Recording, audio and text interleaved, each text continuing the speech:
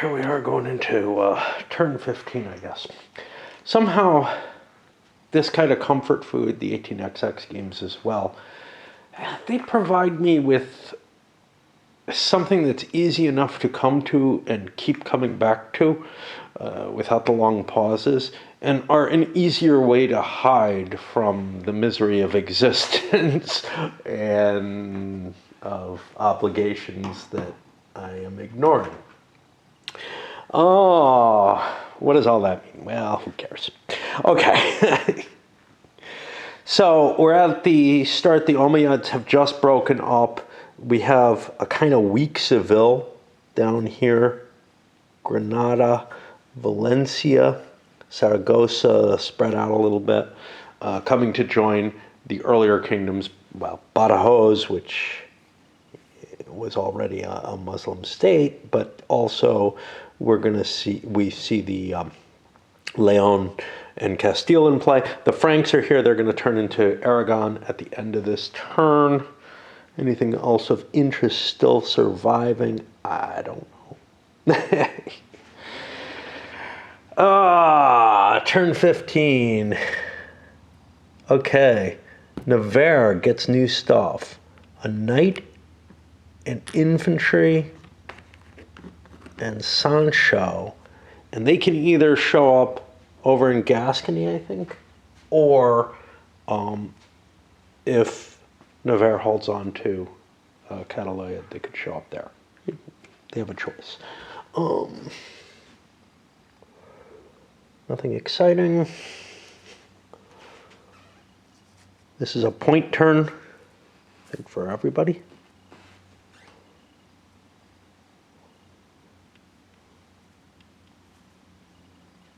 Yep. So it's going to be a lot of work because people are going to be running around trying to optimize those points for the turn. And yeah, I'm running down real fast because I think the Franks are now the first. Wasn't so long ago they were the last. The Franks, I'm going to turtle. I built my castles because I really have a lot of points on the line for those two. Let's see. Tortosa and Saragossa are both worth 3 points, and I just pulled back to them, and I'm saying screw it. Everything else is just worth 1 point. It's not worth fighting for. If this gets, I'm going to lose a couple of points because I don't have the infantry minimums, but I'm hoping to hold on to those two areas, get the points from them. That makes up for it. We'll see. Saragossa's powerful and might be able to beat us up. About a hose. This is one of the places where the counter mix kind of pisses me off. There are a lot of different colors in this. Azure Wish really like to throw a lot of different colors. That the printing technology apparently reached some sort of special bonus where they were able to print full color and a lot cheaper or easier than at earlier eras. And I think they did a great job overall in the colors, if nothing else with the components. But one particular case that's bothersome is Seville and Badajoz. They look just too close to each other, and they're near each other. You got kind of the same thing with the Hispano-Romans and the Byzantines. There are just a couple of cases where I feel like the color palette, maybe the choices of the colors should have been a little different just because of the likelihood of people being close to one another. We got the problem of Valencia and the Visigoths, but the Visigoths shouldn't still be there. Those are just leftovers nobody's killed. So far as on the sheet here, that's problematic. Al-Mukta Will should be in there. But this leads me to worry that I forgot to place the leader on the board. Crap. Significant failures from both Badajoz and Saragossa at this point. Badajoz tried to go into Salamanca, an important place to them, but they're facing knights.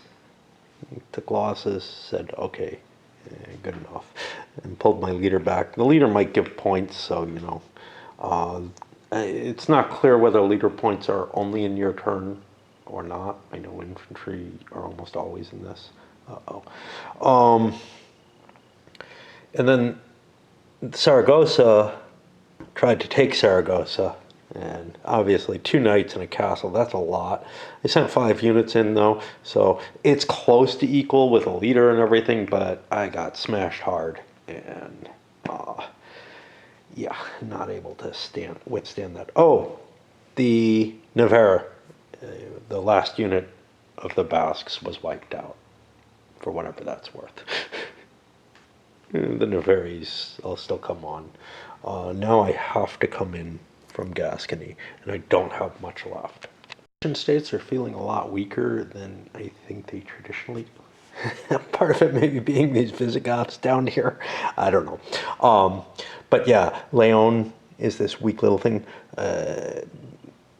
Castile, no castles. What the hell? It's in their name, man. What happened to it? Didn't they have one here or something? I don't know. I don't know what they lost. Yeah. I don't know what happened. I thought they started with a castle in somewhere. Like they were guaranteed one. They had one. 8 infantry, 2 knights, and a castle. I do not know what happened to their castle. I've got 3, 4, 5 sitting here.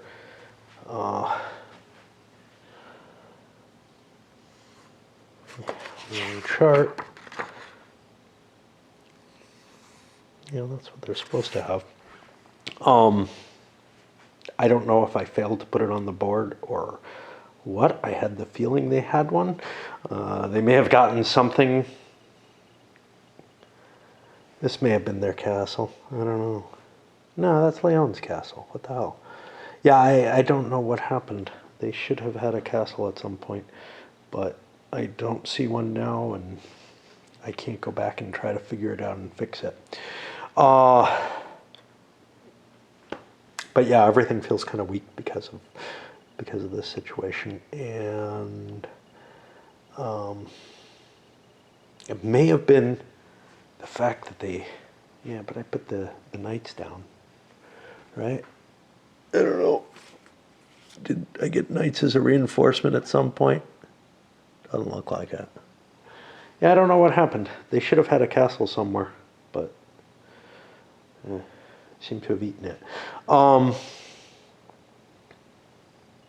And of course the Franks are kind of weak. Navarre barely holding on. Castile took a shot at bagging them. Not sure why. They're in the hands of this player who, you know, is not. He's in second, right, with 0. Oh, no, somebody's up to 10. He's in third now. Yeah, he's not a particular target, but this was a valuable location. It seemed worth the shot. And knock off a leader or whatever that is worth points to the Muslims. And now we're at the main Muslim nation, starting with Seville. Big production points. I built myself a castle in Cordova, I guess. No. Can't be in Seville, because that's worth 3 victory points, whereas 2 units could get me at most a point from either here or somewhere else. That does mean that I have an excess unit to bleed somewhere, though. And here the real question is, do I need to defend myself, or this is for Castile, that's where they want to go that they cannot get. Or do I want to try to defend Cadiz, which is somewhat valuable to me, and try to hem in Granada a little bit. I think I'll go for that, even though this is worth a victory point. Actually, it's only worth a half point. Let's go to Algarve and try to kill one of them Visigoths.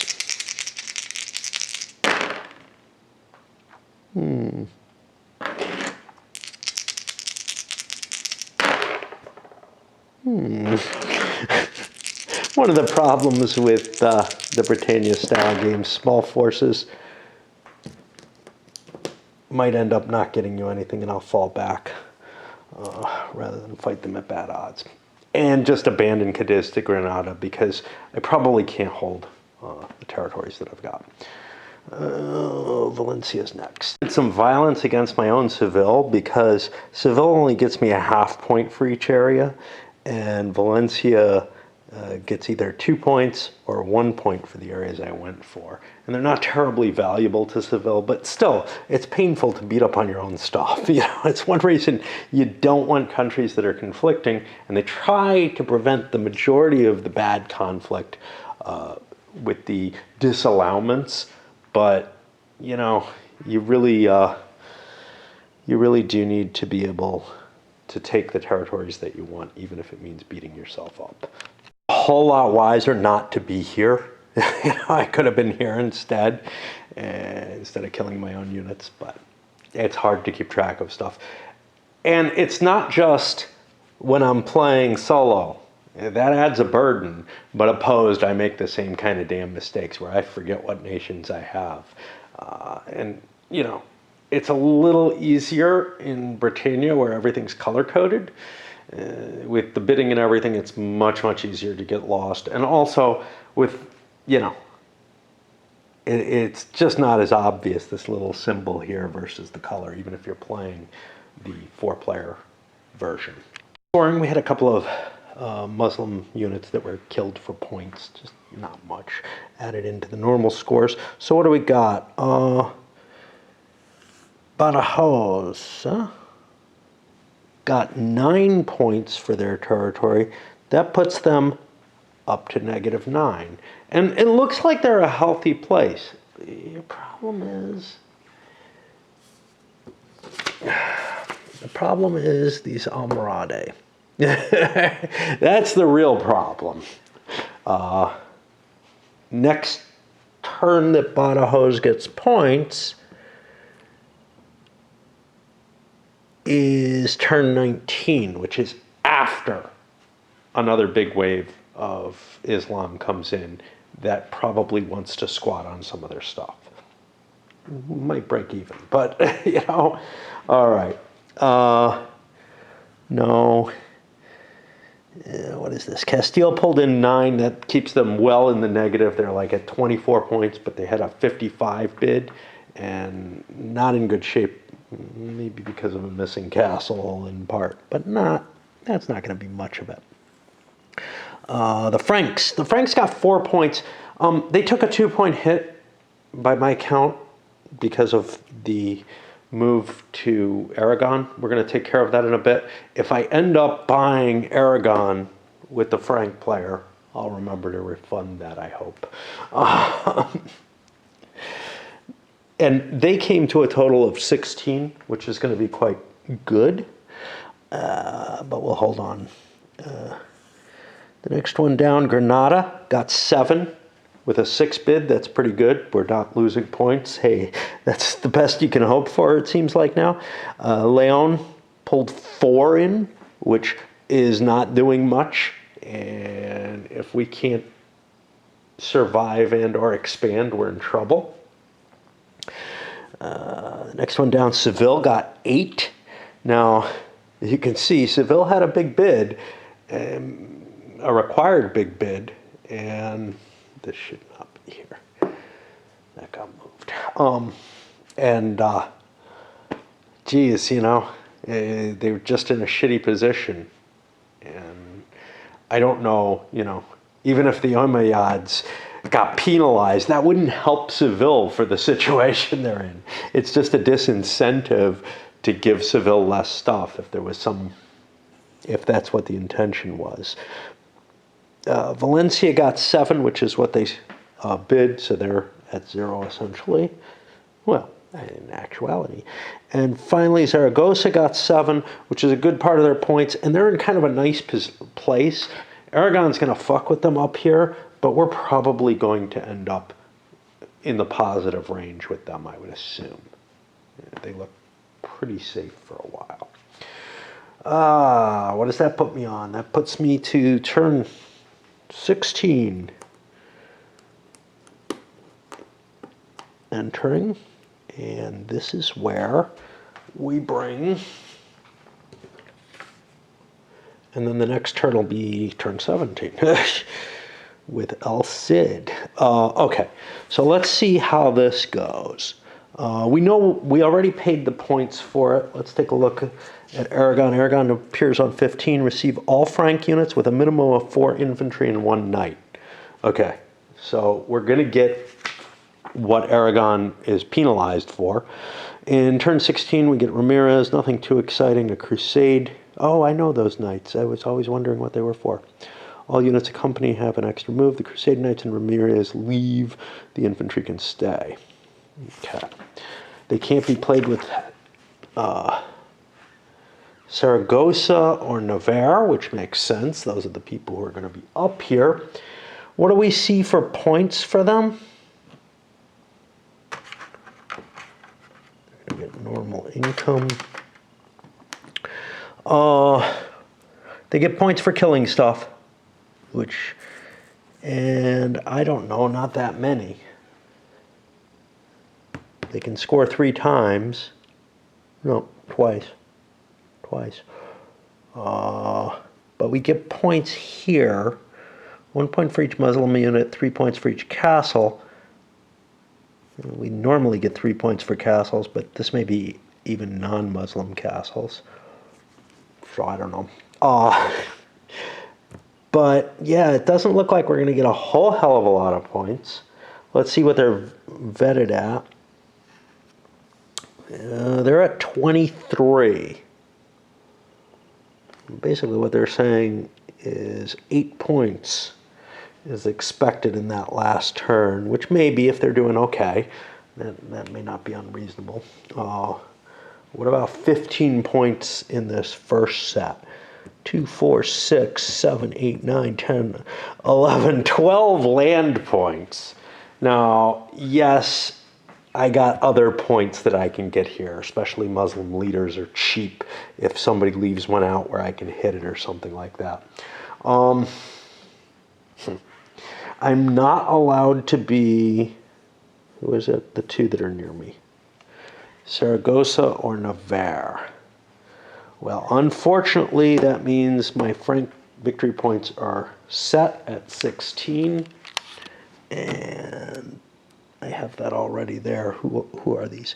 These are the Visigothi type symbol. So 16 minus 3.5 means 12.5. And we pull into second place, and honestly not that far behind the Romans. You know, it's tightening up a lot. I don't know. So who can't bid? He can't bid. So he has Saragossa. He can't bid because he has Navarre. We have all the real Christian countries in play. I mean, there's some weird ones. El Cid, the Spanish Cross.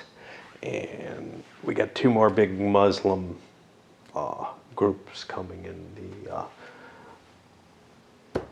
the Almoravide that everybody's all worried about and there's negations for. But then this next one here, the Almohade, which is a final turn thing like the Spanish Cross is. It just comes in at the very end to screw everybody up. Point-wise, you know, we looked at that.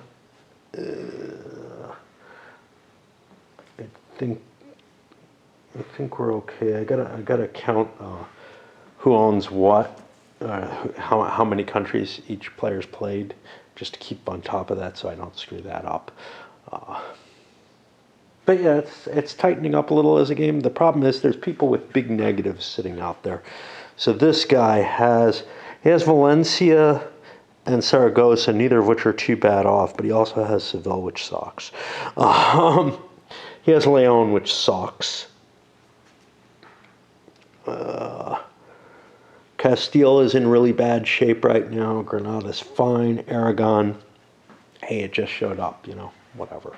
And Navarre and Badajoz, both painfully, Navarre especially, is painfully behind. So you know, it looks kind of good to be at 10 points with no countries, doesn't it?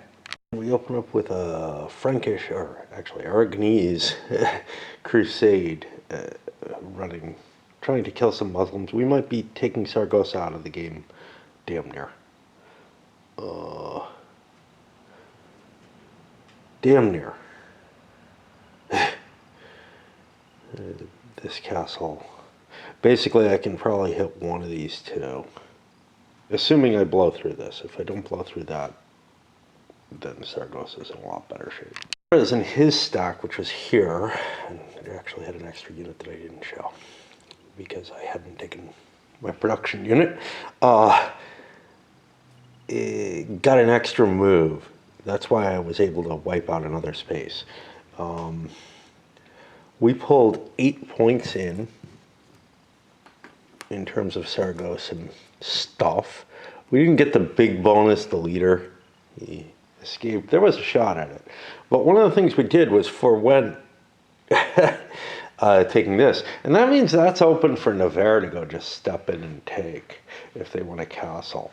I think I got a knight right now, but if no. So I'd have to be exchanging a knight for the castle. I don't know if that's worth it. I don't know if the location's particularly better, but you know, castles are worth more than knights. So, kinda. It's just, knights are pretty cool too, and if I have something I really want to do, which I may not, that's a good choice. I just figured that the victory points were worth more than grabbing another castle. The main thing being, this ended up being a really close fight anyhow. I had a damaged knight left at the end when, what's his name here? Muqtaddin ran away. Ours has such a complex victory point region that they can take that I just always have to spread this out to keep an idea on, you know, what I'm working on. So, again, I have enough points I could build a castle. I'm probably just going to build a couple of units. Granted, a castle is kind of like 3 units. If there's an area I really, really want to defend that I'm not defending, that makes sense. But castles have problems.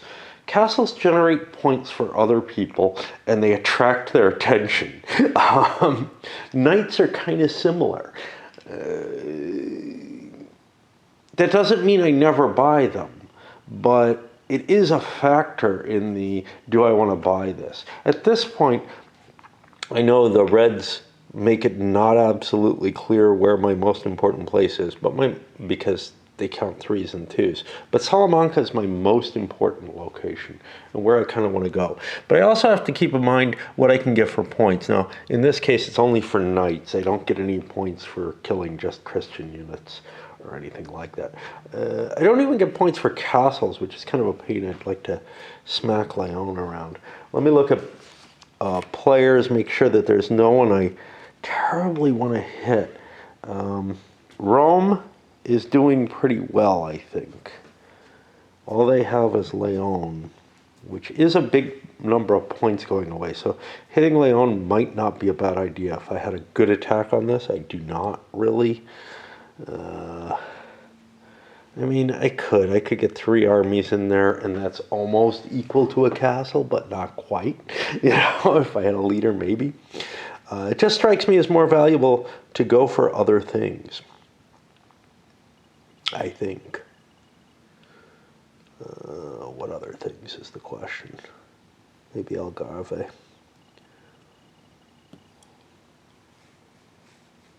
I don't know. I mean, I'd love to take Seville, but that's far away right now. And we've got another bunch of Arab invaders coming from Africa about to sweep up. And it's also just easier if you really want castles, just for the sake of castles, to take them. My big bonus would have been to go try to take Sancho. I would have had to overload one of these spaces to such an extent that I couldn't move forward. So grabbing Cuenca seemed of some value because it gets me closer to Saragossa, Tortosa, which are my big point gainers. Weird sort of jockeying is going on, but the Christian nations, for the most part, are, especially over on this side, are hampered by Badajoz. It's so powerful. Leon and Castile both want stuff within it. Castile going all the way down to Seville, of all things, but I think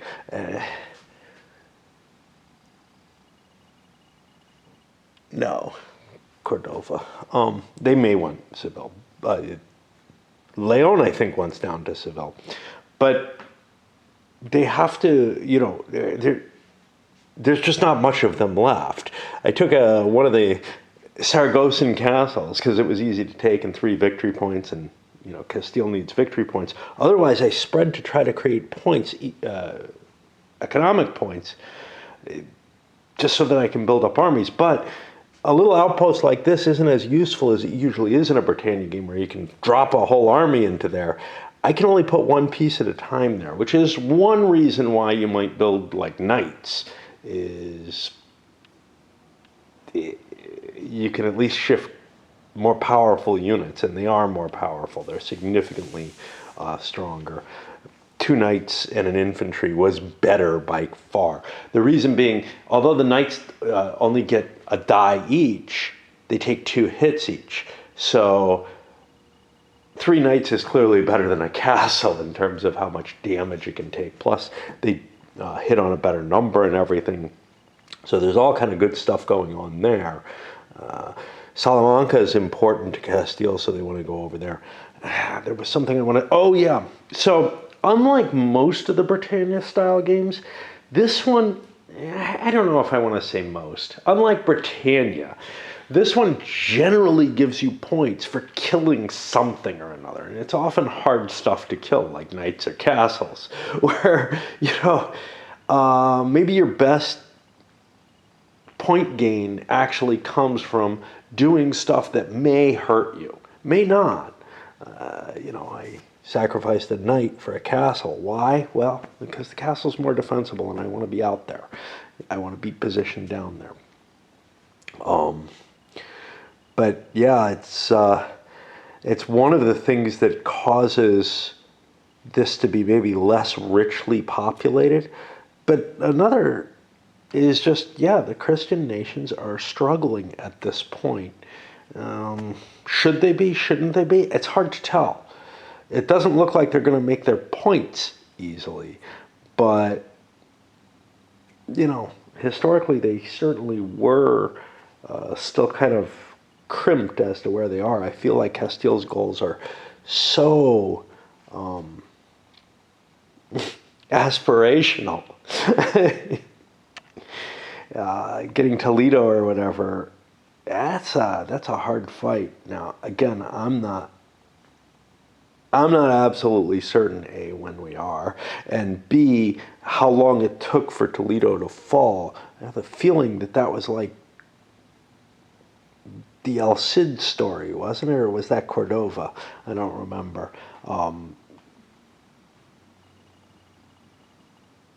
But yeah, it was, this river feels like it should be sort of the barrier to Christian expansion to me. But again, my historical knowledge is weak. Anyway, on to the Sevillans. Seville gets this 5-point bonus for knocking out Badajoz, Valencia, and Granada for each of them. With 3 units and only 2 turns to do it in, yeah, really, earlier turns wouldn't have helped me much either. There's not a lot of option here. I think my best chance is just going for Badajoz. I might be able to just go for Granada, but we'll see. I still have the movement to choose between one or the other. But I just don't have many pieces. I mean, there's not the production. Seville is not the powerhouse that it's supposed to be in the south. So we'll go on. It's kind of at wit's end. I've got all the territory I really want, and there are some other things I could take. am not able to get production. Next turn is El Cid, but not the Almoráve. So I get the feeling that I should probably batter someone. And the someones I can batter are, and unfortunately I can't even take a castle if I take it. I mean, I could have built a castle if that was the case. I don't get any points for anything that's on the board. I could get a 1 point if I could take like Valencia. Cordova is not worth anything to me.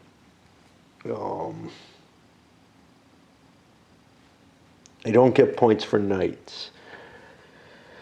When I look at the different players, well,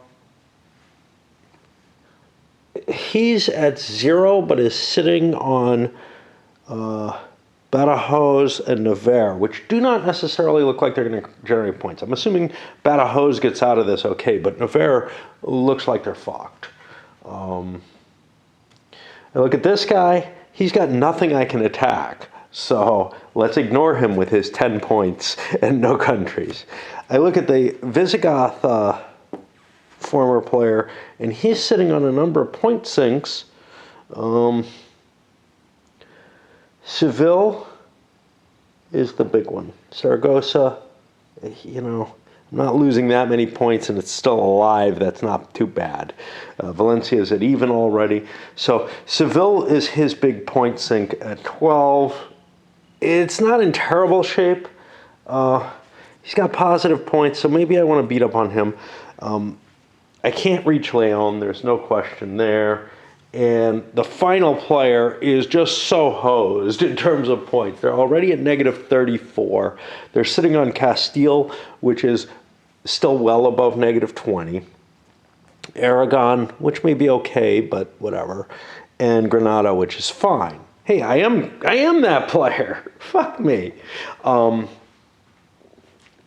kind of feel like the best thing I can do is make an attack on Valencia and see if I can beat that up. The problem, of course, is how many units can I afford to send in there? First of all, it's a 3-point area. I could send 4, I could send 5. This is the most I'm allowed to send in, and that looks like about the right amount. Did not go terribly well, and I was supposed to swap batteries when I went to pee. Moving into turn 17. I hope I've been moving things down. I know I scored points for stuff, but I don't know that I moved it down. Turn 16. Aragon is at negative 10. They're okay. Castile didn't get a movement. Okay, that's fine. Yeah. This didn't go well. I killed 3 units and didn't get any real effect. You know, I might have been better off just wrecking Cordova. But the thing is, if I wreck it and don't hold it, it's just a strength point that goes over there. Of course, I also kind of pissed them off. Maybe they go after Granada instead of Badajoz. I don't know. They're not going to go for me. I am in such a losing position that I'm just trying to drag somebody down with me. Not doing a very good job of it. I have to talk about what's coming up, and to do that, I need to swap batteries. Oh, this was not charging well. Okay, so El Cid is all that's coming up at this point. It is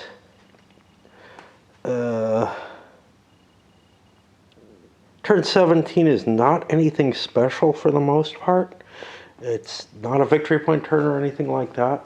El Cid is one of the complicated things. Everything coming forward is weird. But let's read through it. 3 knights, 5 infantry, and El Cid. Each nation, except other nations of this player and the Byzantines, can recruit them for a task. It's not allowed to recruit El Cid against an area which is occupied by nations of the El Cid player. However, it is allowed to recruit him against the Byzantines. Okay. El Cid is recruited after phase 1. He's paid with income points depending on the difficulty of the task. The recruiting player may decide which units El Cid should attack. Each infantry or cavalry he destroys or forces to retreat costs 1 point of income. Each knight costs 2, each castle costs 3.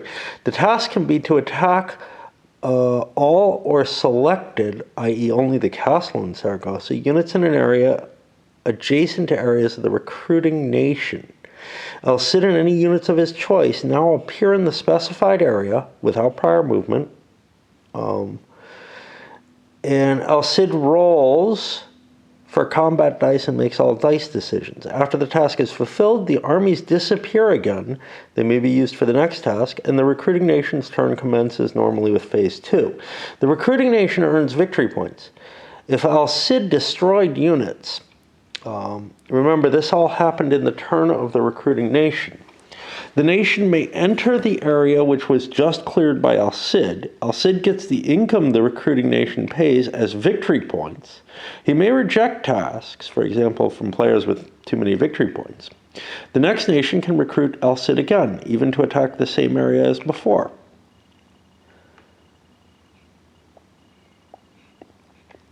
When it's El Cid's turn, he may only try to conquer Valencia with his remaining units according to the normal rules. If he doesn't succeed, he can try again on turn 18. He can then retreat his units off board. No population limit at end of turn. He may not be recruited again in turn 18. He cannot be played with Valencia. Okay. Very complicated. No clue how many points he's worth, right? I mean, it's entirely dependent on what other people do. He's got a base of 12, though, and Valencia itself is worth 5. If he's left alone, he probably can take Valencia. He's got a fair amount of force. He starts collecting income if he gets Valencia. I don't know. I have no idea how to evaluate and value this, but this player cannot have him. And in terms of points, the teardrop player is really looking to get another kingdom at this point. So he might actually skew El Cid as a little bit more valuable than other players do, because he wants to make sure that he's not forced into a bid. So I'm not sure if the Spanish cross. See, Almoravide are not a bad country, and I would be able to get them. But Spanish cross, I'm not sure you bid for. Maybe you do. Appear with knights and... let me see. Is there somewhere where they say crusade? Yeah. Yeah, they have a bid value. And I'm pretty sure the Almohade also do.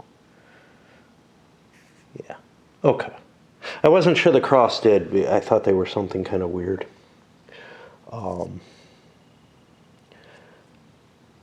But yeah, I mean, there's a little bit of pressure, not much at all, but that might turn them into, hey, maybe El Cid's worth the shot, because he is really, really iffy. If we take a look at the last time I played, El Cid had a bid of 13, one higher than his normal, and actually managed to make 24 points. So he is not completely unattractive. One of the things that makes him less attractive, though, is if you have a lot of nations at the current point.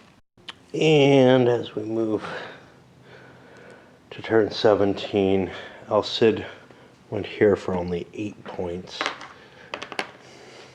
I'm really iffy, and that 12 points seems extreme, but 24 points seems fantastic. You know, I mean, Valencia is worth a decent amount of points, and whatever income we get for busting up people's stuff is victory points. So, kind of whatever. I don't know, and I'm not quite sure how I'm going to represent that, probably with coins or something. Okay. The best way that I can see what El Cid is worth here in terms of like what can I do with it. Aragon collected their income. They have $8.50. At this point, I think they're allowed to try to hire El Cid. And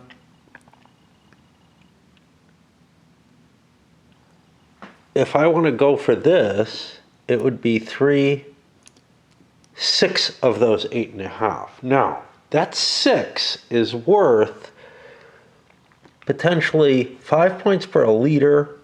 They won't be able to get out of there. And 3 points for the castle. So I'd be getting 8 victory points. But I'm giving 6 to El Cid if he succeeds. If he doesn't, he's going to get wiped out here. And he could refuse because this is a tough fight. But on the other hand, he has quite a powerful force. I look at the points he has. He's collected none. He has some penalties. I think it's worth giving El Cid the shot at taking this. I can always go in and take the castle back if I wish to. And more than that, I could do something else. Unfortunately, though, that 8.5 points, I could buy myself a knight with that. What would that really do me? Maybe not as much as, I probably wouldn't be able to take this out with the forces I have at hand. So I think I'm going to make the offer, and we'll see what else Sid manages to do. And so he agrees. I don't see any reason not to, and is going to go in. Saragossa can't get out of here. This could destroy Saragossa, which that's a player who's not doing all that poorly, except for his Seville bone. Yeah. So El Cid was successful, and like we said, that's 6 points. So that puts me, I was at 8, that puts me down to 2.5. I was at 8.5. And now I could buy units, but that's not going to happen. I get 6 points for El Cid. I don't know quite how to record that. So what I'm going to do is throw a die down on him, because he's going to be collecting up victory points throughout. He lost some infantry. He comes off the board and is significantly weaker.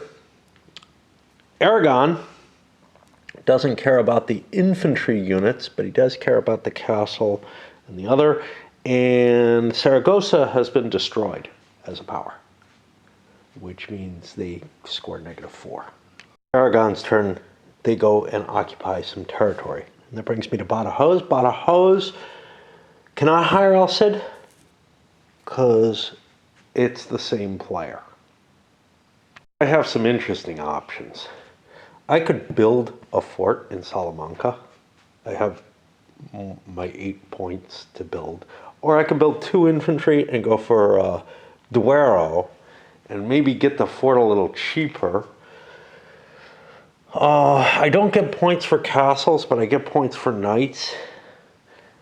Given that the the Leon is part of that Roman player point pile, and yeah, he's falling behind maybe, but making him hurt more seems more important.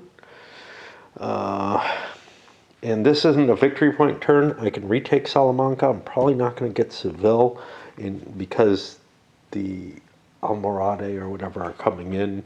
So, yeah. Exactly work out. I destroyed the Leon Fort castle, but I also lost all 5 of my units. That probably means somebody else is going to get it.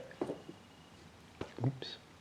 Is also controlled by the El Cid player. Leon didn't really have anything he wanted to attack except Badajoz. Doesn't really help. So instead, though, I built a unit, occupied the castle, took more valuable territory in Salamanca, and Badajoz is overall in worse shape from the attack they made by a great deal. They've lost territory and the castle's back. Yes, Leon lost Galicia, but who cares? The deal feels pretty good. They're going to offer El Cid the chance to attack Toledo. Now, I believe the way El Cid works is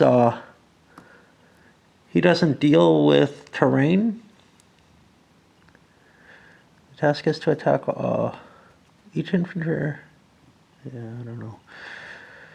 Into an area of the recruiting nation. El Cid and any of his units now appear in the specified area without prior movement, without crossing rivers, but he has to observe stacking. I'm not sure I observed stacking. Oops.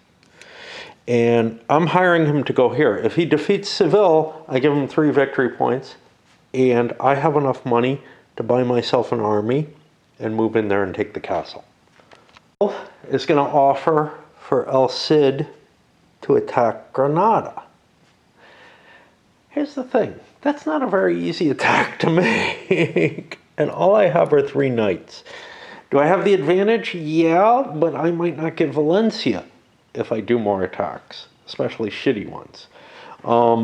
Seville would really like it. They get 5 victory points if they occupy Granada, but yeah, El Cid says no.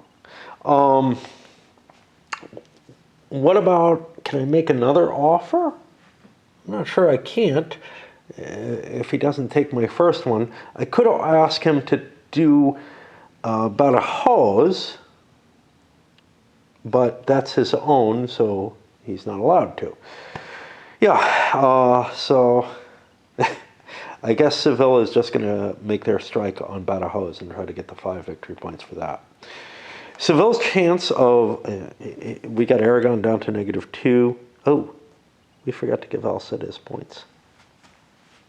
We're going to give him at the end of the turn. He's already positive.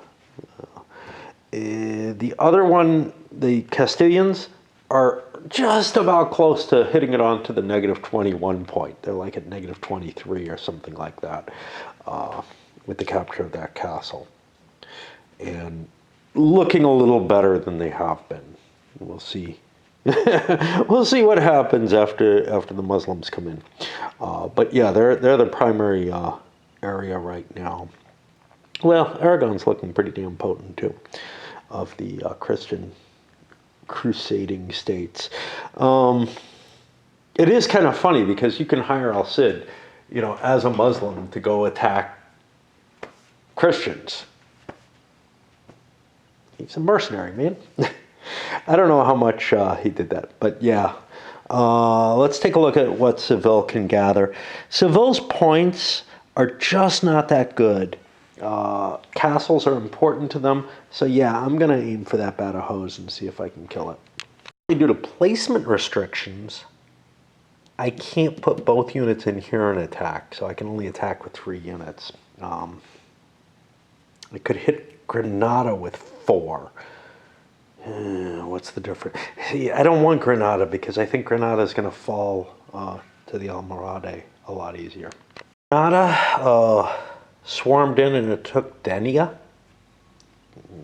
El Cid wasn't really available for this hire either. Although, I might have been somewhat willing. It seemed like I could take this on my own. I'm really trying to kill off Granada units in an effective manner. So now El Cid's going to go for Valencia, but at this point, there's an extra unit in there, and it's kind of looking iffy.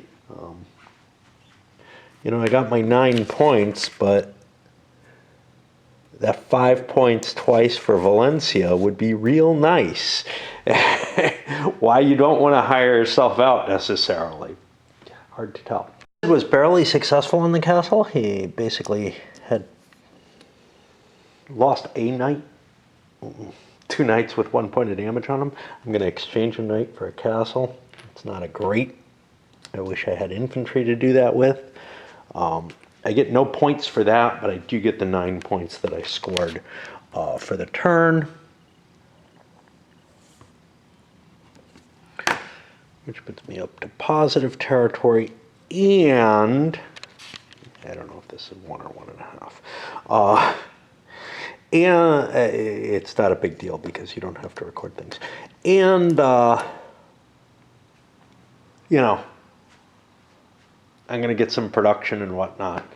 I again, this is not an optimal situation for El Cid to be in, but it's also not a terrible situation. I've already scored my points, and I might be able to score Valencia once or twice, in which case I become very, very valuable. That will put us into turn 18 with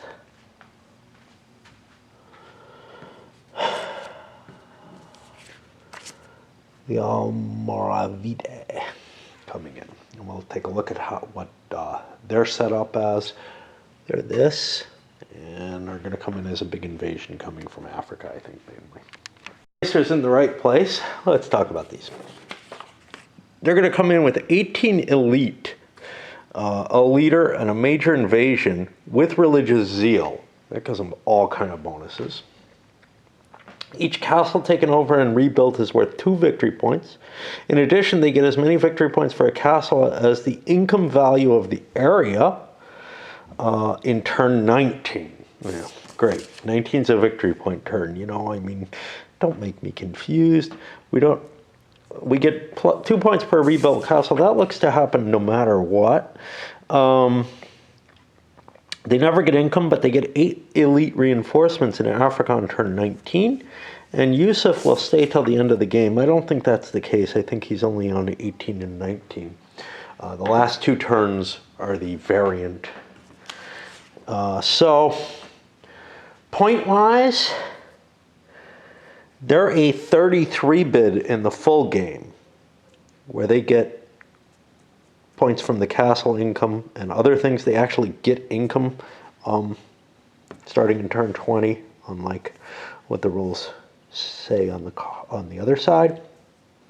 What can we look at getting? Well, it's hard to tell. You know, rebuilt castles, that's maybe 10 points. I don't know.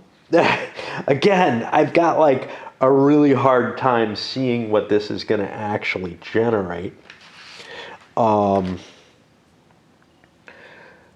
But say another 11 here, that gets me to like 21. That's near the 26 easily. And then the income of the area, I assume not including Toledo, Granada, and Valencia. So some more points, probably close to that value. The extended turn gives me additional value, but I don't know how much survivability they have. They seem to think that there's 7 points of additional survivability here. I'm not convinced of that. So let's take a look at what they did last time. Amalrivade. There was a 27 bid, which was minimal. They got 38, which is definitely not bad. As opposed to the Almohade, who apparently, let's see, kind of crapped out and did not get their points. So maybe I had a good defensive structure and stopped them. I don't know. Yeah, my elites turned to normal here. If I forgot about that, that would be a big deal, because they don't get swapped out or anything. They still have the little hands on them. And who am I not allowed to be? I'm not allowed to be Castile, Seville, or Almohade, obviously. Seville and Castile. So that's a couple of players out. I don't think anybody really needs something, because he picked up El Cid. That'll get him up to the 4. And honestly, anyone can take 2. So there's only 3 nations left. So I think we're kind of free bidding on this. It's really just a question of how well you think you can do, and I don't know the answer to that. Dropping down to the flower. Wasn't in bad shape. You know, not sure I really needed to do that. But I think I'm going to get points. But with a 30 bid, so I might be actually, you know, cutting it kind of close there. You never know. This is turn 18. The next turn something comes in is turn 20. The last 2 turns of the game have the last player. And that resets us up to, I guess, Aragon as the next nation. Whew. Well, and they go very late, so, you know, there's kind of a, hey, how much can people stop them? This could be the end of Seville. This is not the victory point turn. The victory point turn for everybody is next turn, so largely people are going to get wiped out here. Let me just make sure that there's nothing else special kicking around for this turn. Might be a leader or something. I should have Alfonso. Should have had him back last turn. Let's put him here. Oops. And nothing for Aragon. Okay. In a Britannia style game, people are trying to pad their position for the next turn. Aragon launched an attack on Navarre. Now I can't replace the fort or that castle. I don't have another castle to play. I only have 3 for my nation. Unless I screwed something up. That's not where it is. Let me just make sure. I think I kind of counted the pieces as I was looking, but I'm not as certain as I got later in the game. Okay, and this put them in a position where they can get Pyrenees Orientales, Pampelune, Barcelona. These are all important to them. It wasn't worth holding on to a via. Moving back made sense. Positioning myself. It also puts me close to destroying Navarre, which is not a bad thing as long as I don't own them. It's not necessarily something I terribly want to do, but you know, Teardrop's not doing terribly badly. For Badajoz itself and Seville are both really important cities to me. However, I'm not pushing forward against those. I went into Salamanca, ended up killing off my unit, whatever, because that's as important, and I'm expecting this invasion to wipe out everything in the south. You know, there's no way that I can defend, you know, I don't want to weaken the buffer state, even if it's worth something to me. Maybe next turn, maybe it makes sense for me to make an attack, we'll see. Other than Castile, which ran its way up to Salamanca, an important location for him with a knight. I might end up losing Toledo and Segovia. I might have ended up losing them anyway. Who knows? I've got more points in the background.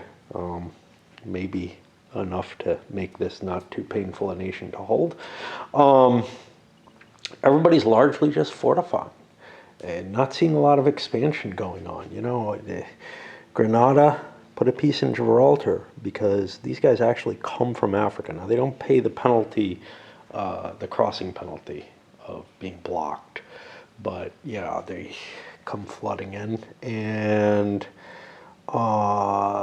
you know, not a lot of increases anywhere, right?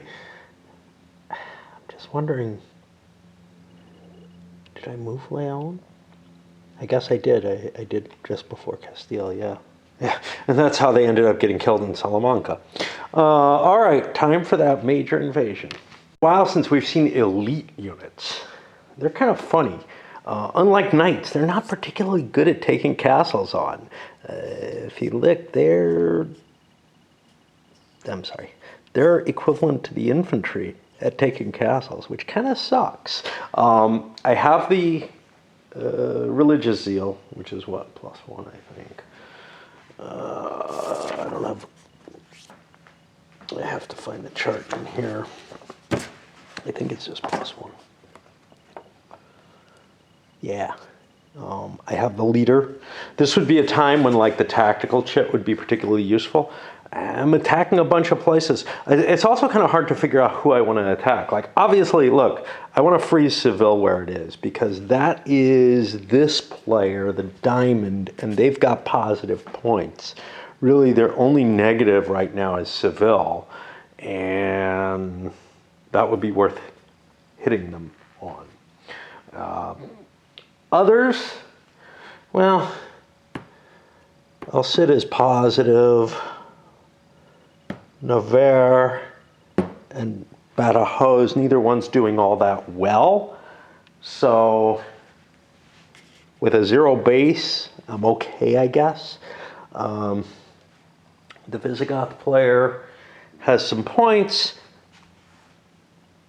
Valencia's even. Seville is -7. That's kind of the biggest hit that I can do to anyone.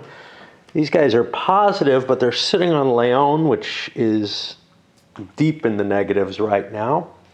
And then finally, this guy is down 34 points with nothing that looks like it's generating any kind of huge amount of points. You know, Aragon and Granada are kicking around 0, and Castile is still below -20. So, yeah, that doesn't seem like a particular goal, so I avoided Toledo, even though in general it would be a place I would aim for. In fact, I kind of do want to hit Toledo. Toledo, Granada, Valencia, ah, shit. Like, I'm going for the low value stuff here as my first hits. Oh well. I have, one of the nice things about elites, they have a 3 movement point radius. And, you know, with these castles and stuff, I can blast through things. So, yeah, I think we're okay. The invasion done, and things just do not look that impressive. I took 2 castles. I guess I gotta kind of exchange for them in order to get my 5 points each. I never get income. Next turn, I get 8 more elites in Africa. So, you know, I get another wave, but geez, man, it's just not, it's not sufficient, you know? It is not sufficient. Yeah.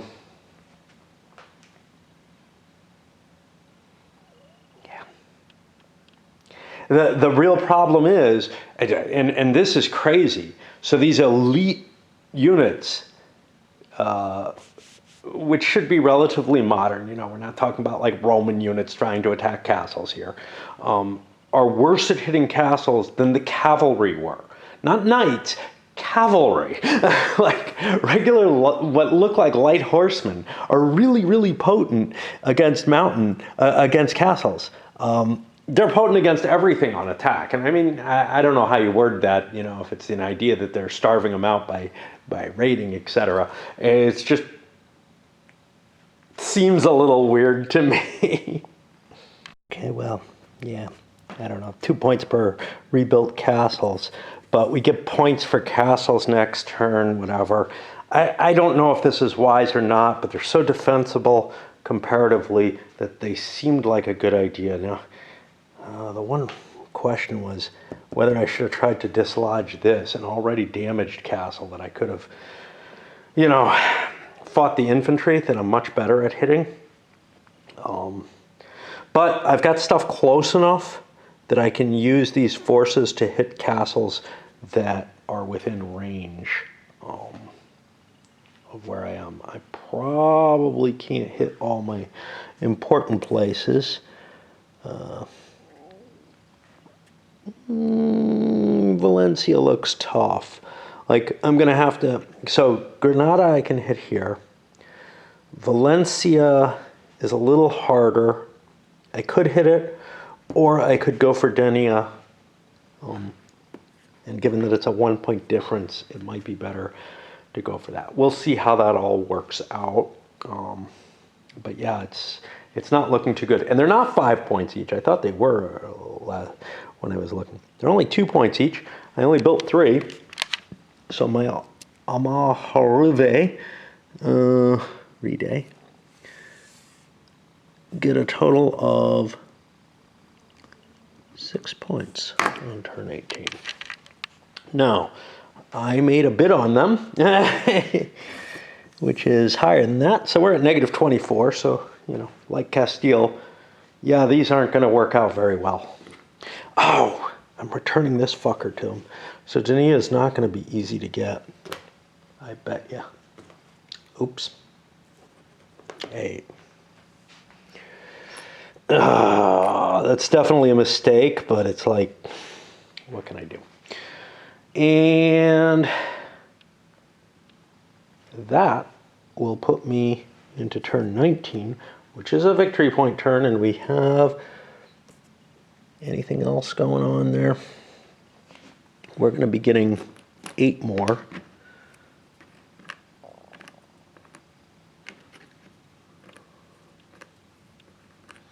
And we keep our leader, who stays where he is, which can be, not as advantageous as you would hope.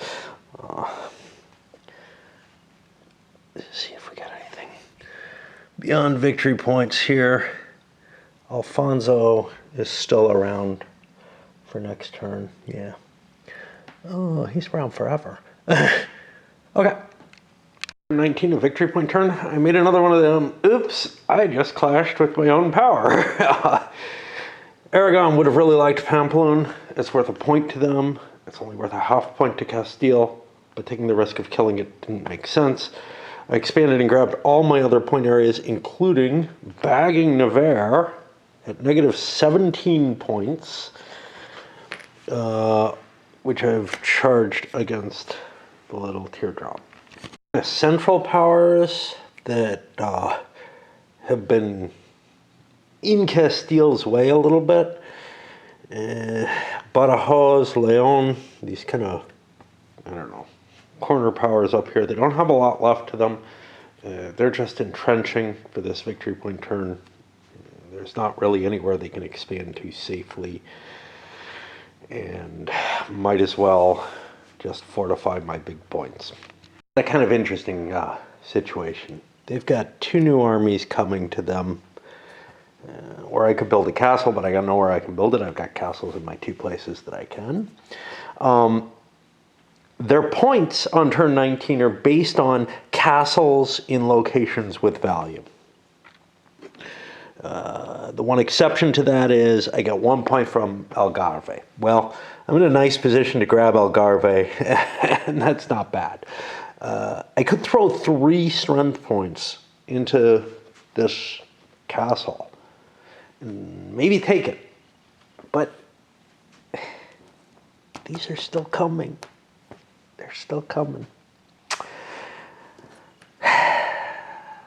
So I'm going to do this instead and create a heavier defensive line against the Almoharive. Harivide. I can't. I know it's not sexy or anything, but it really ends up being a disincentive to go for Seville. And if they don't go for Seville, that strengthens my line here. Yes, there's these Visigoths in the way, and maybe Yusuf really wants Badajoz. Maybe he doesn't, though. A cute little trick. They had too many points to do anything, and until it's their turn, and I think they've got to collect their points and do their builds first, they couldn't exchange a piece to make this castle in Denia. I had 4 pieces in Denia. Well, 3 pieces and 1 I built. And I had 2 pieces in Gibraltar. I built a castle in Gibraltar for 8 points. Actually, I don't think I built a piece. I built a castle in Gibraltar for 8 points. Or for... No, I'm confused. Yeah, for 8 points. I had 6 points left. I could have built a piece. I don't think I did. Maybe I did. Maybe I didn't. I don't think I did. I shifted all 4 pieces into Carthage, or Carthagena, and attacked that. Got 2 hits on the first round and only took 1 hit. So then I retreated one of my pieces back to Dania, and now I've got kind of like a maximal score out of this. And meanwhile, the Almoravide, God, I mean, it shouldn't be hard. It's just hard to remember. Are in a really, really iffy position. They've got these powerful castles blocking their advance. They've got a castle here that's tough to get to. And their points are really based on, if you look at turn 19, Toledo is the one they want. They got that. Then Granada and Valencia, and I'm pretty much going to be able to take like 1. And I got to make my choice, whether I want to go for, So elites attacking a castle in the mountain is not pleasant. Elites attacking a castle in the plains is okay. But there's a knight to protect that, which, is an extra 2 hits and an extra die roll against them. So there's just nothing good looking coming at them. They might be better off aiming for other castles for the income value. Things like Dania that are only, it's only 2 points. Cartagena, because they're just not that big a drop.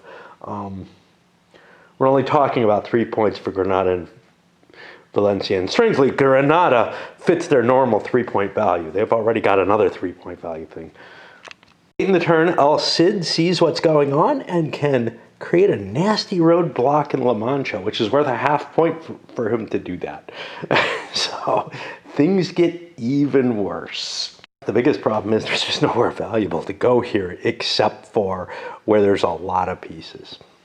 Either, hitting Seville or Gibraltar or hitting Granada in the mountains. And the Almoharive, nope. Manage to get quite a bit of luck, I think. You can tell by the number of units that are left. They basically smashed 2 places. They had a mutual wipeout in Algarve, which, whatever. But I killed both the castles in Granada and Gibraltar, so I'm getting 4 points plus, Gibraltar's only worth 1, but another 4 there for 8. Seville looked like too tough a nut to crack. These made things easier and whatever. And then, at later points, that opens up this realm a little bit, maybe. We can see where people start landing, but being here is not good because the next set, the Almohade, also come in from Africa. So whatever path I took, they're going to come up as well. And I won't be elite when they come. Looking at the score sheet for this turn, El Cid picked up 6 points. That puts him deeper into the positive range.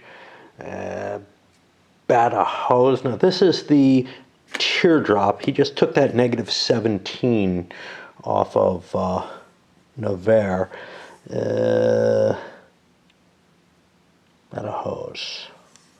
Badajoz picked up 6 points, which gets it to negative 3, where it's not really in too big a damage.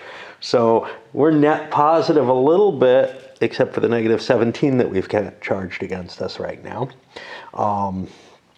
Over here for the flower was at plus 10.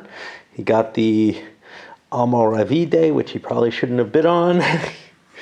Took 16.5 points. That puts him to just negative 7.5 net. And that's not terrible, And I may still be able to eke out a few more points. One thing I forgot with Seville, so Seville and Badajoz for that matter, but Seville might have wanted, they had excess troops, they might have wanted to attack some of the unpronounceable Almoravide. They might have wanted to attack some of them. They get a few points for doing so, I think. No, they get points for the Almohade. Sorry. Well, good thing I didn't. Okay. We go over to the diamonds. The diamonds have Seville, who got 5 points.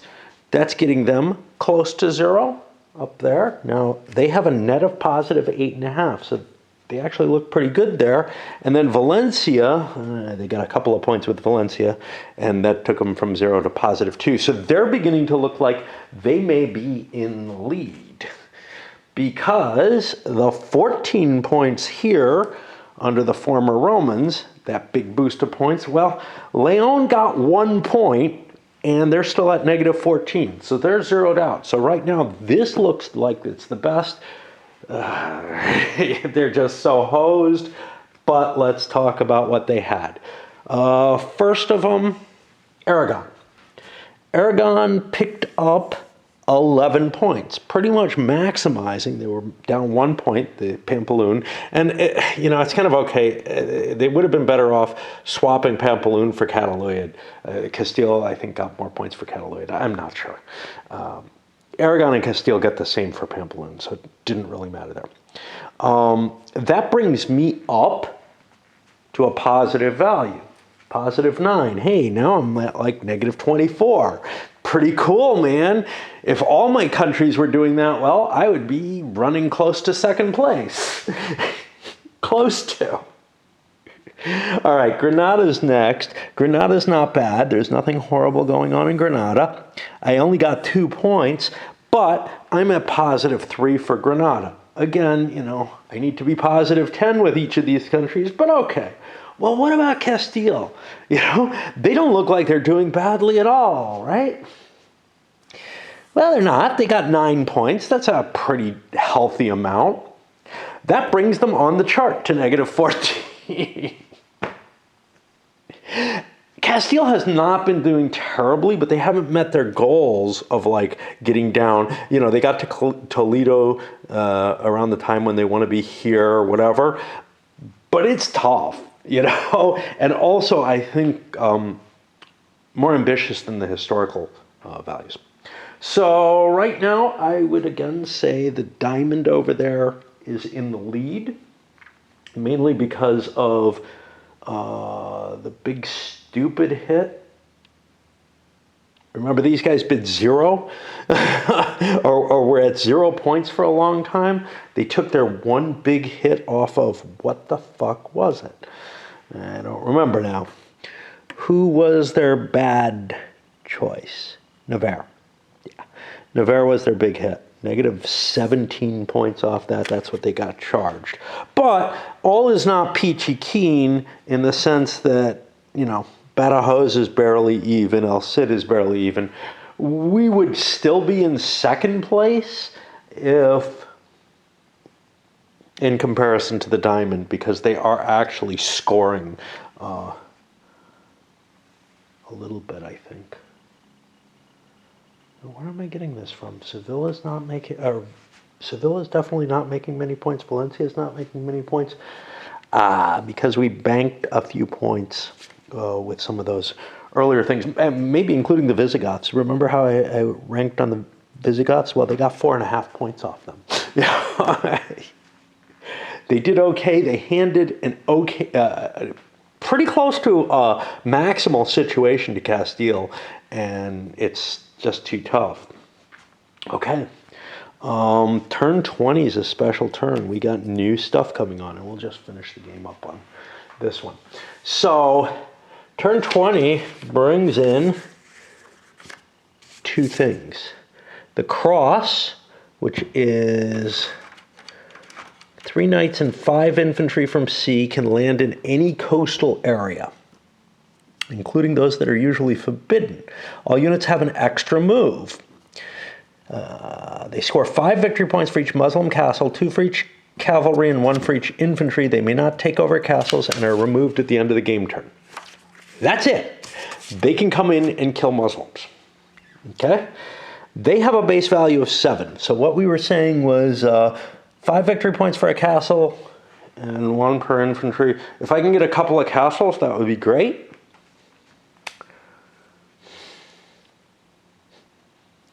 Are there any along the coast that are worth taking? Now, they could land here or here. Well, here's not so good because they immediately hit the mountain. They don't have a leader or anything. They just got a bunch, some cav and some infantry. And do they have any restrictions? Doesn't look like they have any bonuses in terms of like forces. But Badajoz has one here. That's one castle I could take. I could take this. Yeah, I could get some definite points off these guys. So they're not too bad. Last time I played them,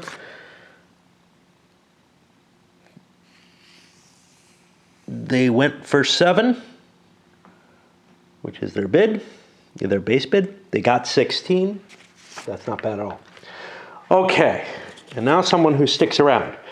They enter from Africa with 16 elite and a leader and stay until the end of the game. They have a major invasion. They don't get income. You cannot play them if you have the Almoravidi. And what do they get? They get points for castles and Christians. They get more points for Christian castles if there are any there. And on turn 21, they get another set of troops. And then each area with a ruin marker, they get the income value as victory points. Basically, they don't capture castles the same way other people do, but they get the same kind of points for them, for taking the big cities. Their points, 22 here, they're pretty powerful force, but they're not on the board for any length of time. And what did I score with them last time for whatever that matters? I put in a big 27 bid on them, and they still scored 38 points. A lot of killing, a lot of castles.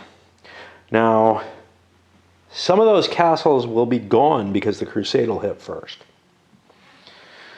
Restrictions on either of these? Crusade has no restrictions, and the Almoravide. Nation counts, just to make sure. Remember, I thought anybody can buy both of these. Nobody has to buy any, and that's indeed the case. The low point is the Teardrop, who only took 4 nations so far, and the high points are 3 countries that have 6. They could both take 2 more. What do you do with bidding strategy for these suckers? Because one of the things is players who are way behind may be willing to gamble a little bit more. But on the other hand, they need more back. So it's like, you know, they're not going to get... They might be willing to gamble. They might be able to risk more. But they're not going to win because they risked more. It's not like it's an all or nothing type of thing. It's not that swingy. The points you have probably are pretty close to what you're going to get. You know, these guys, you don't have a lot of uncertainty with them. You can probably count what their points are worth and make a pretty good guess. For example, with the cross, I look and I say I get 5 points for each castle, and 2 points and 1 point for each infantry. There are no cav on the board. You know, I can probably take 2 castles. Pushing it beyond that, you know, is it really worth it, even if you're doing poorly, to try to eke out an extra 2 points? You know, what are you going to get from that? I don't know. You know, if your hole is this big, you really can't help yourself by trying to shave off and make a couple of points off one of these nations. On the other hand, it doesn't really hurt you because you're stuck in last place anyway. People ended up having kind of an inordinate, perhaps, interest in the cross. It went for 11 up here. Again, he's the one. What do I care? I'm in last place, and maybe I can do something that'll bring me a little bit, you know, closer to other people, whatever. So, looking at that 10 points, hey, maybe I can get 15, shave things a little better. He bid 11. This guy bid 10, though, but he had a particular interest, which is protecting his own country. Badajoz should have also been interested in it for that matter as well. Either one of them could score more points by directing the cross against the other. These are basically the two main targets, and that's where I would have expected the bidding to be more, but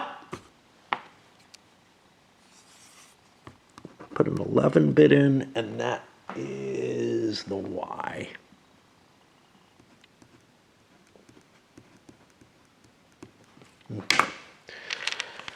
And that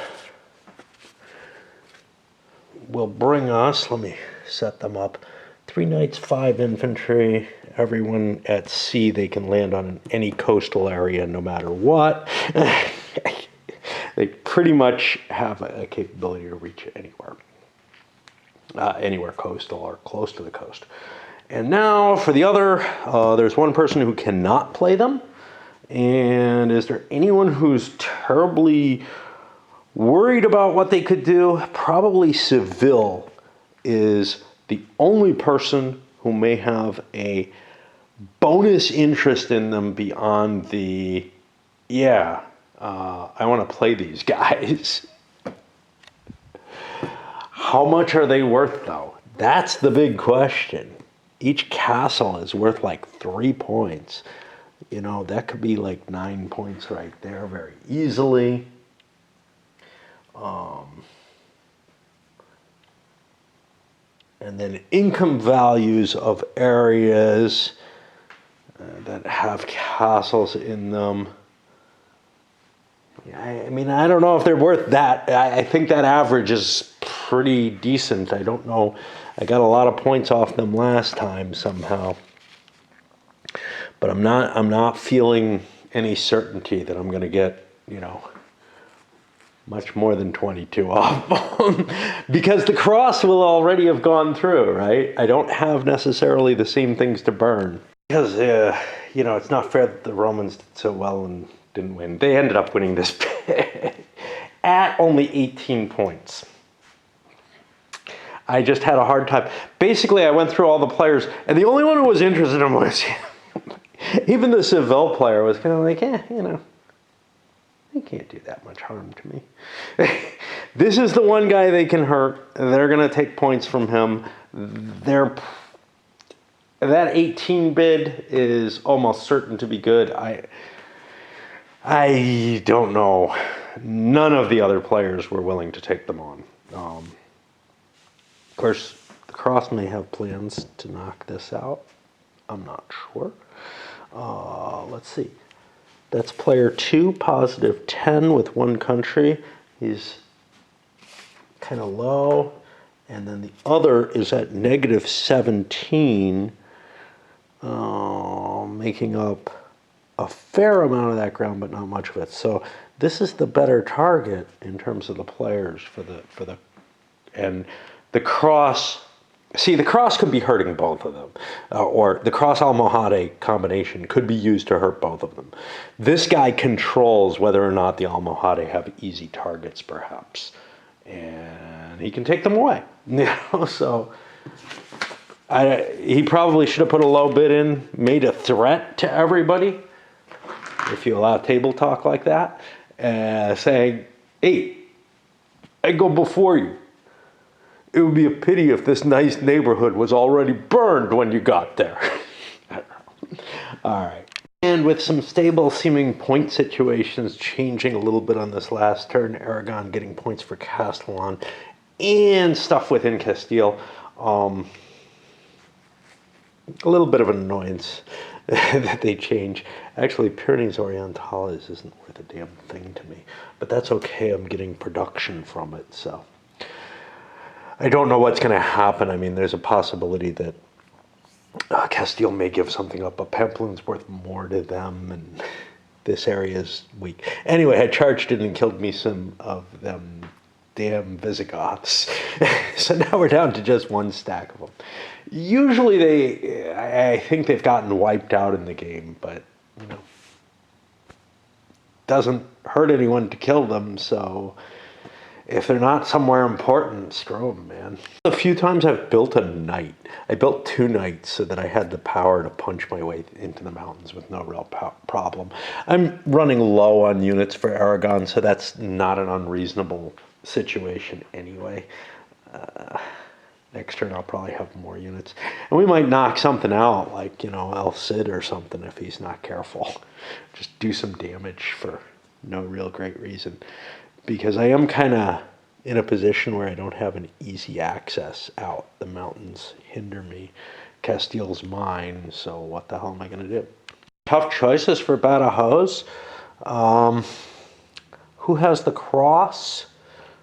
This is one of the bees. This guy does.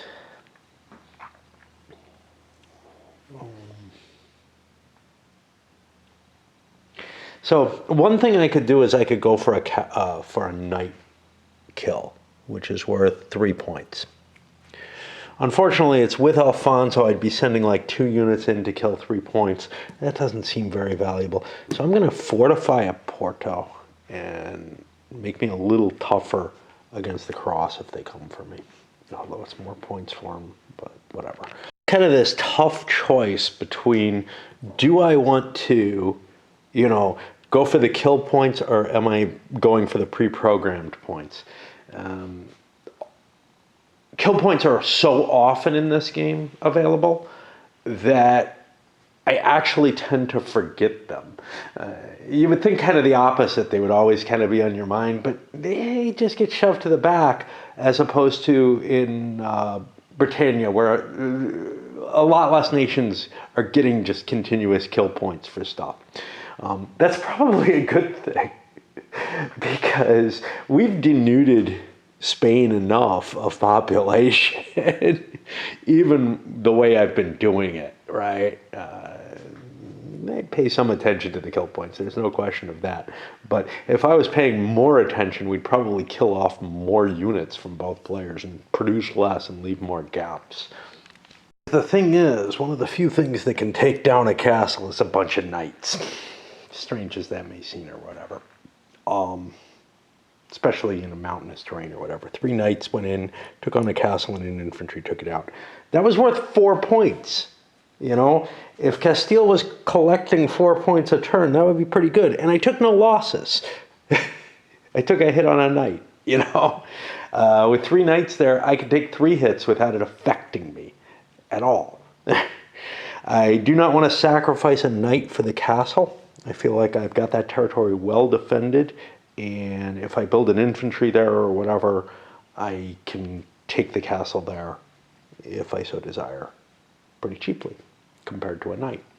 To the tail end, and I think this just doesn't exist as a counter. I don't think I'm missing anything. The Almoravide are supposed to get income for areas with castles from now on. They don't have a counter to do so. So I'm going to use the Almoyad counter for that. I can choose something else, but I don't know. And yeah, we have 4, 5, 6, 7, 8, 9. Don't know. And we're regular infantry now, so we can actually buy them. And I don't know if that's what I'm going to do, or do I want a castle in Lisbon, A castle seems like a way to attract the cross this turn. 11 bid for the cross is looking a lot worse now that everybody's fortified. It looked pretty good. Oh boy, 5 points for each castle, 2 for each cav, and 1 for each infantry. Double move, second move with all the pieces, but I may want them to be able to coordinate with each other more easily.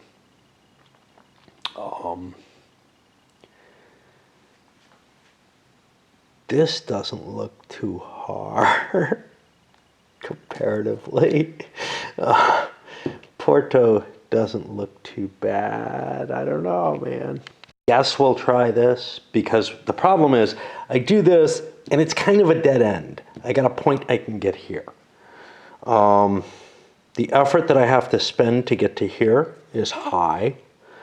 And everything else is just, it's this painful set of things. Now, of course, I'm hitting the Almohade, who are the flower, who are not in the lead, but also not doing too badly. Almoravide, not the Almohade.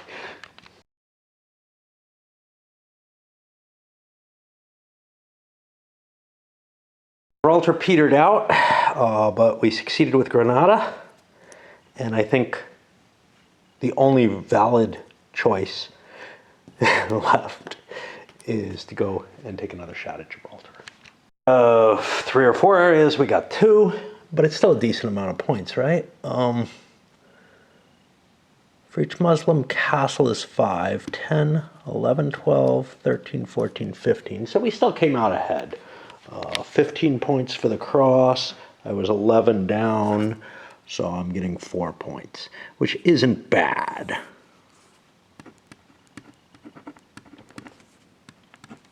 And that'll be for this guy, so he's up to negative 30. And what does he still have on his plate? He has Aragon and Castile. Now, Aragon is generating points, and no problem with that. And Castile is negative a fair amount, but I can probably make that up. Which means what? I don't know. I'll be around negative 20. Yeah, and in last place still. Yippee. Remember, we're not penalized for the Africa crossings. And this is where we're going to attack. Just hit a bunch of castles, try to get points for them. They're only worth 3 points each for the Muslim castles. But that puts us in a position where we can kind of strike a couple of the Christian castles, which are worth 5s each. Trading hits. Remember, these aren't even as good as the Almoravide were. They're elites, but they don't have the religious zeal for this round.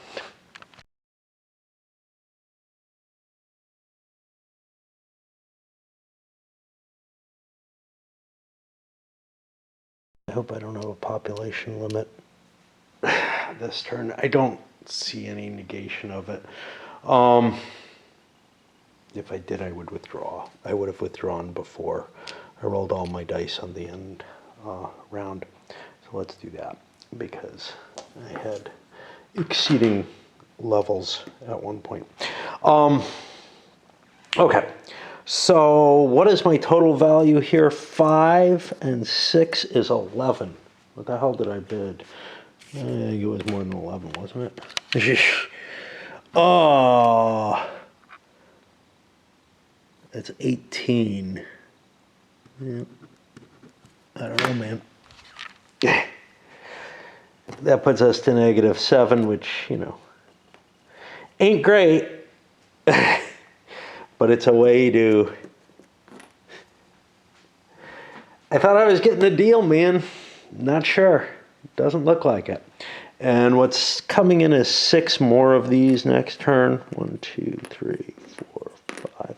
I mean, I'm not going to be that far off because I get the points from the abandoned castles.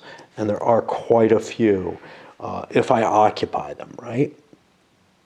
For each area with a ruin marker, the income value of the area is victory points.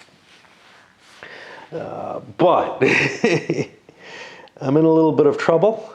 I only have 3 pieces left on the board, and everybody else gets to go.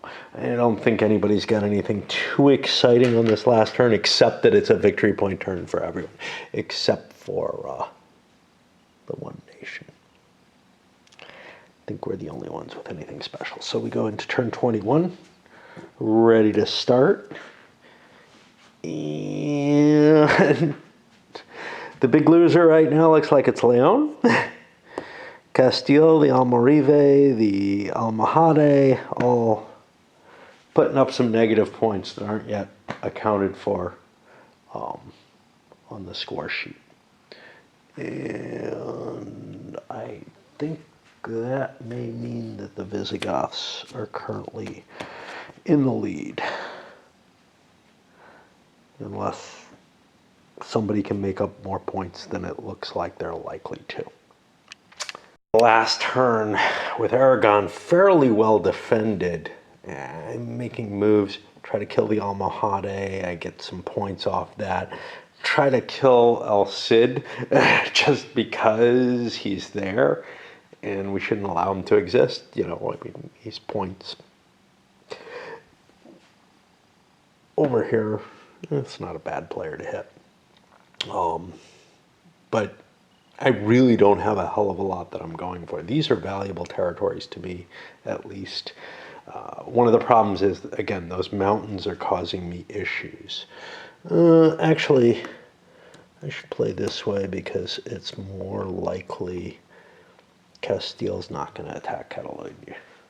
Well, Castile, most of the nation's not doing much. Badajoz going into Salamanca again, Leon crossing, getting itself killed there. Castile, though, managed to do something impressive and got itself all the way down to Cordova. They almost got Segovia as well, and would have killed the leader who's not worth anything. But we're collecting points for kills along with this. And you can see I covered most of the territory that I get victory points for. A lot of operations. They bought a knight again and just keep pushing hard. The knights are pretty damn potent. The problem is they don't cover a lot of area, and you get more production with regular units. But if you want the oomph, I don't know. You know, the knight has an improved hit chance, which seems like not as much as additional dice, but he's also got the additional ability to take a hit. So he's like maybe not as good as 2 units, but close. And he's 6 points instead of 8. So, you know, and especially with stacking limitations, etc., you can get some more power in. Of course, the Almohade get points for wrecking castles, so they're going to be wrecking castles again, is the problem with this plan. They get 5 points for Christian castles, so, you know, this then becomes a major target, and I probably can't hold on to it, but it's what I felt I had to do. Fucked something up, and maybe I did. I'm looking, I don't see another one. Seville doesn't have very many castles. Well, here it says they have 7. What have I done with them all? Oh, there they are. Okay. Because I wanted to drop somebody up here too. That's worth a victory point for me. Basically, Seville is opening up a bunch of castles. And again, that's more points for the Almohade if they attack, but it may also help protect Seville itself. We got up to here. It's actually a nice little territory forming there for points as well. And that'll put us to Valencia. What we're not seeing, and I kind of expected to see, was this sort of the Christians pushing, you know, Aragon and Castile pushing things back to where Islam is really just bottled up in Granada and the area around it. That didn't happen, and I don't think generally does happen. But this was left as a wrecked fort with a unit of the Almohade in it. I think that was a mistake. I converted that to a fort, but Granada took that back. But then an exciting battle where El Cid went back to try to take Valencia, well, his Valencian Christians, and was defeated. It was basically 1 damaged knight versus 1 damaged knight at the end. However, that does bag El Cid, so he ends up with just his 7 points. Of course, it's the end of the game. Oh, I'm sorry, he didn't gain anything this turn. So 15-8. That's 7. And we're at that -10. Poor Almoravide with no points coming back to them. They looked like they were in good shape until Castile came through. With 1 unit that's worth a 0.5 point if I leave it where it is, or I could take a bonsai crazy attack on a castle. How are my points? I've got a 10-point base, at -8. 2 points probably isn't going to win me the game. I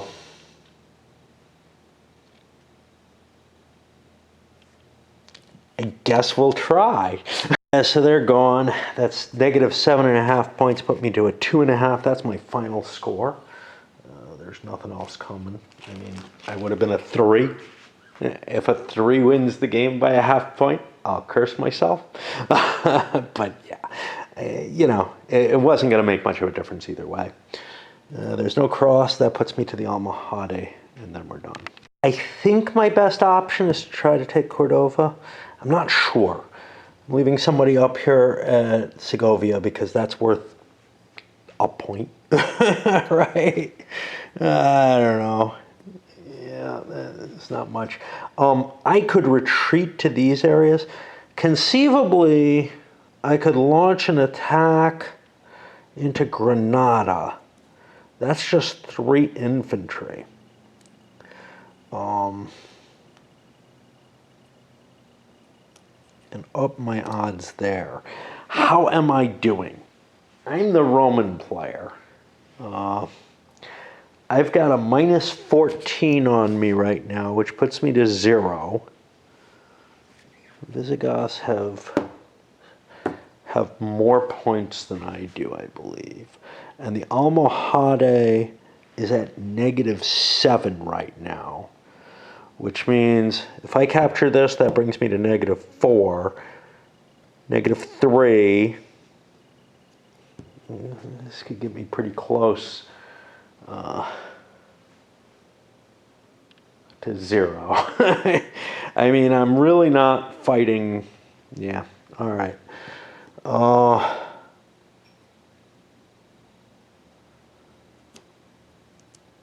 I guess we'll try it. The bigger pile would have allowed me retreats, which maybe would get me another, they're a half point each.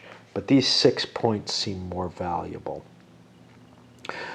The alternative would be to hit Toledo, which I think is going to be harder and not worth as much. Option would be to go after Seville and try to take points away from them, which would make sense, but I get a couple more points for killing a Christian castle, and these locations are worth more. So I think this is what I'm going to go with. It's risky, and I don't think I can win no matter what.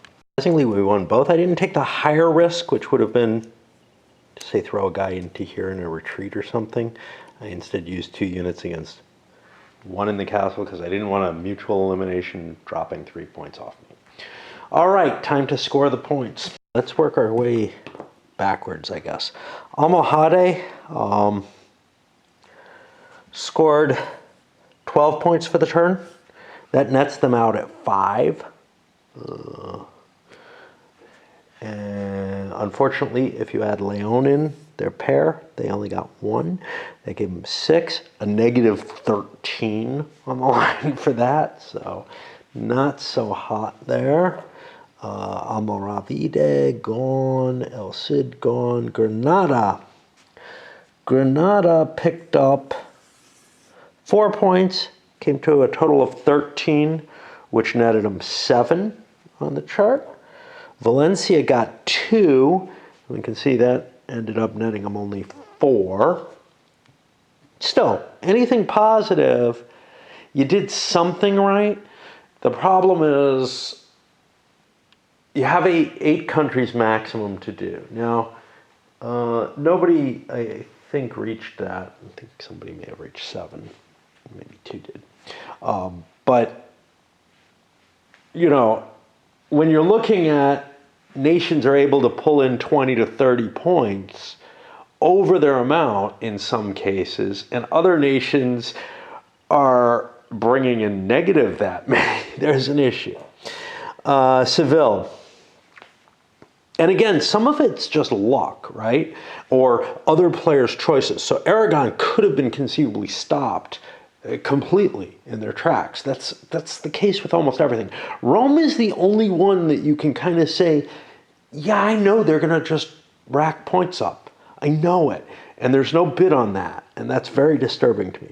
Okay, Seville, what did we pull in this turn? We got 9 points. That got us to a total of 27 and made us positive 7, which isn't bad at all. Castile turned things around a little bit, I guess. 17 points for the turn. They're doing quite well on the board. That brought them to 62 total, which nets them 7. Leon, like I said, 1 point. Nevers gone. Saragosa's gone. Badajoz. Now, they survived over a long time. Ends up at 0. Only took 3 this turn. That was a 30 bid for Badajoz, but was that a lousy bid? Yeah, see, they had a base number of 28. So when you're bidding above the base number, you're taking some serious chances. They looked better than they were or than they ended up being, you know. One of the problems is every country you have gives you exposure, which means if you're doing well, you kind of don't want countries. It's not just that, like, oh, I might get unlucky. It's that other players will be able to beat up on your country. So unless that country has a good use or gets you to that 4 minimum, you probably don't want to. I don't play that cleverly. Okay, now the last of them is Aragon, and this one's interesting. They pulled in 15 more points. That got them to a 42 total, 24 points off the board. Wow, that's a lot more than I expected. What's the effect here? Wow. So I looked at the scores, and the poor guy here ended up at negative 10. Just nothing worked out well for him. Yeah, once he got that negative 17, what was that from? Nevers. Once he got the Nevers points baked in, got hosed by that. He looked good. Well, he never managed to get enough countries to kind of make up any ground. 2.5 for this guy. You know, Seville did okay, but why am I at 2.5? That doesn't seem right. Seems like maybe I didn't add something in. I'm wondering if that should be 9.5. Right. Oh, he's not Seville. That's why. He was the Almoravide, which did not do well. They didn't do horribly, did they? Yeah, 7.5 loss. That's what took me down, and then I didn't have anything else. Okay. The Visigoths, who we were predicting would win, 19.5 points total. Ended up 6 points because of Leon. That 19 was close, but not close enough. We had that big bone in there. I was doing well early in the game, had something people could pick on. Is that the only thing that I had that could be picked on? Yeah, it looks kind of like it. I mean, I took like a -4 somewhere off something, right? But it's that -13 off Leon that busted me. And then that ended up only putting me in 3rd place because that huge Aragon score, Castile making itself up, and Granada remaining and cranking out some more points, got these guys up to 8. What can I say about it? So my initial views and the last couple of games that I've been charting out don't seem to support this. Was that, hey, the Visigoth Castile thing really didn't work? Well, I think if you know that it's not going to work, like if everybody knows that they're kind of not great and you don't have to pick on them too much, if you don't play naively, they work out okay. And yeah, I actually got a kind of balanced game. What I would say is the biggest thing is that they're, unlike Britannia itself, this one has so much variability in it. First of all, the 10-sided dice, the way the hits are done, whatever, ends up increasing some of the randomness that's just going on.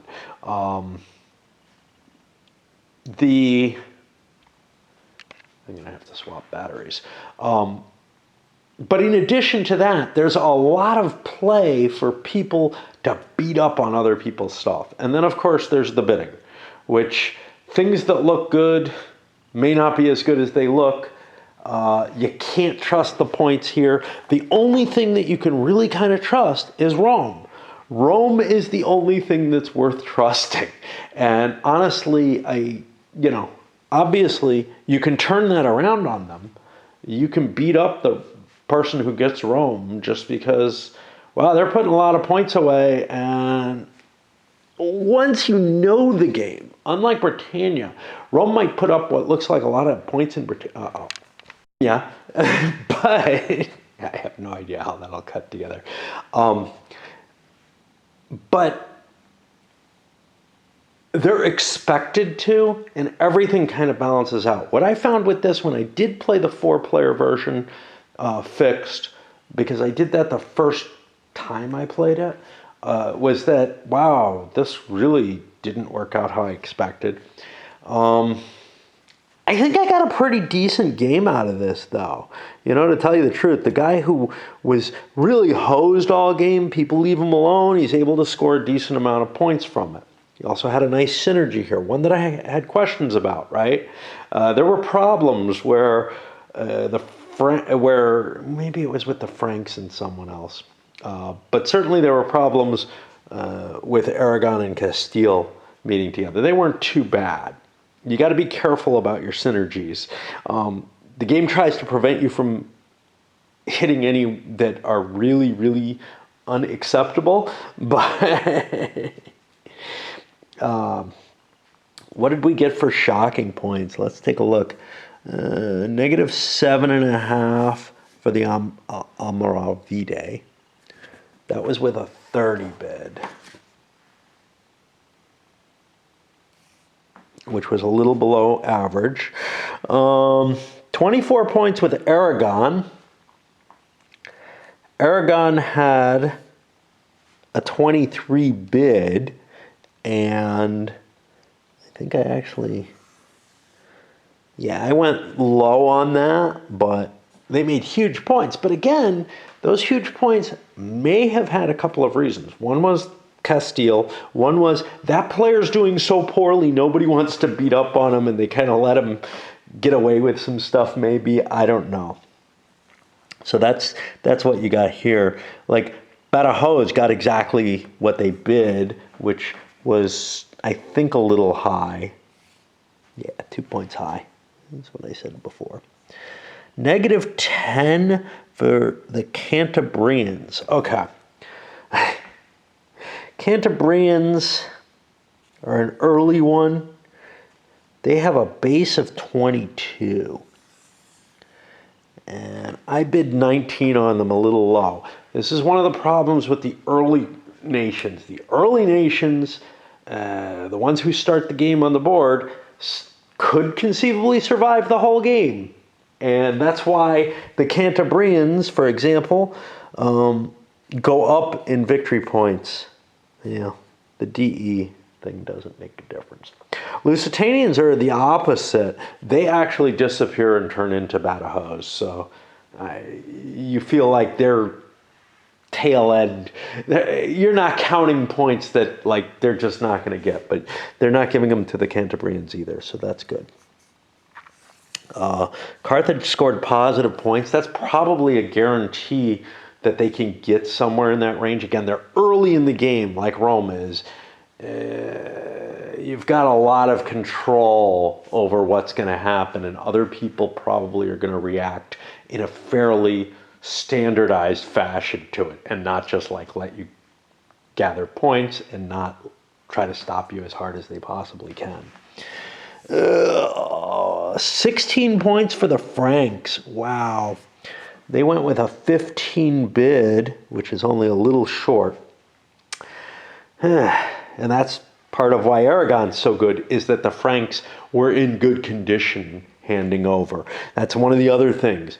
Now, when you're playing one nation, one of the four powers, you have that kind of transference built in. So like the Iberians turn into the Romans. So if the Iberians are doing okay, that helps the Romans. They're either killing things that you want dead, or they're holding territory that you want to, that, you know, they're going to convert those units over. Same thing with the Franks. They're either killing stuff in that area, making your life easier when you come back in, or they're already established there, which is even better and convert into.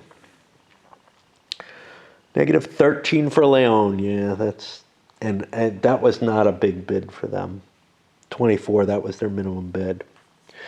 There's just no way out of certain things. Lusitania, another starting country, put in a reasonable bid for them, end up not getting shit. You know, just getting wiped out.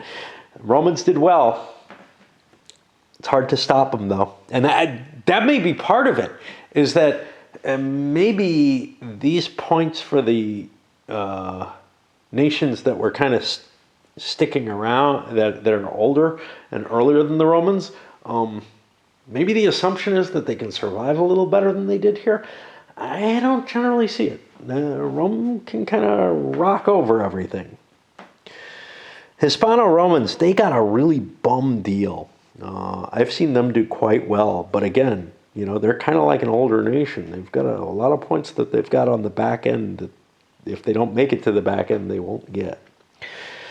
Navarre, like Leon, just got hosed. I don't know, the Basques weren't handing them much. Okay, the Umayyad got a lot of points. What the hell? You know? The Romans, of course, scored a lot. Why did we not mark the Sueve down?